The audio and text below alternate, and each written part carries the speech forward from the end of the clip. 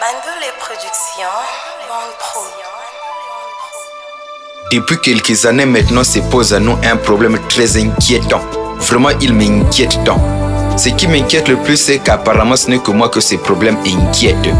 Soyez attentifs et suivez les résultats de ma petite enquête. Soyez attentifs et suivez les résultats de ma petite enquête. Ce problème, c'est celui de la chute du niveau de nos élèves. Le niveau baisse, mais à l'école, il y a toujours des grèves. Après une trêve, les établissements scolaires rentrent en grève et sapent le destin des enfants et leurs rêves. Les rêves, eux, n'ont pas de trêve et ne vont jamais en grève. Au passage, c'est la nation qui crève. La chute de l'éducation implique fatalement la chute de la nation. Plus d'analphabètes implique inévitablement plus de problèmes à régler pour la nation. Tout le monde est responsable dans ce problème. Tant pis pour moi si le 10 ans je vais avoir des problèmes. Tant pis pour moi si le 10 ans je vais avoir des problèmes. Dans la chute du niveau de nos enfants, j'accuse d'abord l'État. Ce n'est pas diable qui ramasse les gens dans la rue pour aller enseigner, mais l'État. L'État laisse les enseignants formés à l'écart. Certains d'entre eux sont même devenus des ramasseurs d'ordures dans les gares. Gare aux gares qui croient que je m'égare. Dans les établissements scolaires, les enseignants formés sont devenus rares. Dans les salles de classe, il y a pléthore. Et c'est aux enseignants qu'on attribue souvent le tort. À tort, car même le meilleur enseignant du monde sera inefficace dans une salle de plus de 200 élèves. On ferme les yeux sur cette réalité, mais pour critiquer les enseignants, les voix s'élèvent. L'État donne la licence à n'importe qui d'ouvrir une école privée. Dans ces écoles, ce qui importe, ce sont des effectifs. C'est pourquoi ils acceptent même des élèves fictifs. Zéro rigueur, même avec zéro de moyens, l'élève peut passer en classe supérieure. Mais avec le même niveau douteux car il n'obtient pas pour autant un niveau supérieur. Certains élèves s'inscrivent sans papier. Ce sont ceux-là que j'appelle des sans-papiers. Effrayant quand je me dis que ce sont nos dirigeants de demain. Je loue Dieu avec mes deux mains. Naguère, quand on renvoyait un élève pour inconduite, la note arrivait à toutes les écoles. Aujourd'hui, un élève renvoyé ici est reçu librement dans une autre école.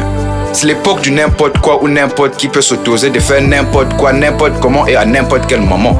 Tout ceci se passe sous le regard ébloui, voire complice de l'État. Rien de tel n'aurait eu lieu si ça ne plaisait pas à l'État. D'autre part, les émulations scolaires, les bourses d'études et l'assurance des travailleurs stimulaient aussi les apprenants. Aujourd'hui, il faut être assez optimiste pour devenir étudiant. Aujourd'hui, il faut être assez optimiste pour devenir étudiant. Dans la chute du niveau des élèves, j'accuse aussi les parents. Ils sont démissionnaires, ils ne contrôlent pas le travail de leurs enfants. Certains parents considèrent la rentrée scolaire comme un débarras. C'est en tout cas l'impression que m'avait donnée la mère d'une élève qu'on appelait Déborah. D'autres parents croyant aimer leurs enfants obéissent à tous leurs caprices. Le faisant, c'est de leur mauvaise éducation qu'ils se font complices. Les parents sont les premiers éducateurs des enfants. Quand ils se comportent mal dehors à l'école, les enfants ne font que trahir la mauvaise éducation qu'ils ont reçue de leurs parents. Les parents doivent avoir un œil sur leurs enfants et sur leur entourage. L'éducation des enfants dépend en grande partie des gens de leur entourage. L'éducation des enfants dépend en grande partie des gens de leur entourage. J'accuse aussi les enseignants dans la chute du niveau de leurs apprenants. Ils sont aussi responsables, il faut que nous le comprenions. Beaucoup ne respectent pas l'éthique de leur profession. En classe, certains oublient les tenants et les aboutissants de leur mission. Aux apprenants, au lieu de faire le cours, certains leur font la cour. Parfois, au cours d'un cours, on oublie le cours pour faire la cour. Un tel comportement irresponsable crée la familiarité et diminue le respect lors des cours. Or, sans respect, il n'y a pas le sérieux ni le succès dans le cours. D'autre part, certains enseignants ne se soucient qu'à terminer leur programme. Que les apprenants aient compris ou pas, ce n'est pas leur problème. Dès avril, ils ont déjà tout vu comme par magie. Ce n'est pas là de la pédagogie qu'ils font, mais de la démagogie. D'autres encore se complaisent dans le laisser-aller qu'ils pensent être la gentillesse. Cette familiarité engendre très souvent l'impolitesse. C'est vrai pour l'enseignant, l'apprenant n'est pas un ennemi, mais il n'est pas aussi non plus son ami. J'accuse aussi les enfants eux-mêmes pour leur baisse de niveau. Le comportement est devenu le même qu'il soit ancien ou nouveau. Dans les salles de classe, les vertus d'ordre et de discipline ont cédé leur place au désordre et à l'indiscipline. Par exemple, faire mixtion est une mission, certes, mais certains élèves sortent sans même en avoir la permission. D'autres font le choix des cours et préfèrent traîner dans la cour. Au cours d'un cours, ils courent dans la cour comme si c'était déjà la fin des cours. Au lieu de faire les cours, les filles en particulier traînent dans la cour, parfois à la quête de celui qui va leur faire la cour. C'est pourquoi il y a beaucoup d'échecs lors des examens d'État et des concours. Jusqu'à l'université, les étudiants ont de sérieux problèmes même en orthographe.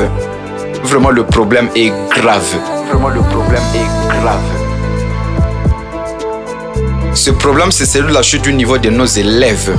Le niveau baisse, mais à l'école, il y a toujours des grèves. Après une trêve, les établissements scolaires rentrent en grève et sapent le destin des enfants et leurs rêves. Les rêves, eux, n'ont pas de trêve et ne vont jamais en grève. Au passage, c'est la nation qui crève.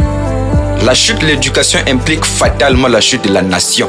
Plus d'analphabètes implique inévitablement plus de problèmes à régler pour la nation. Tout le monde est responsable dans ce problème. Tant pis pour moi si le disant je vais avoir des problèmes. Comme si vivre n'était pas déjà avoir un problème avec la mort. Pardonnez-moi, je sais pas dire des choses avec humour. Pardonnez-moi, je sais pas dire des choses avec humour.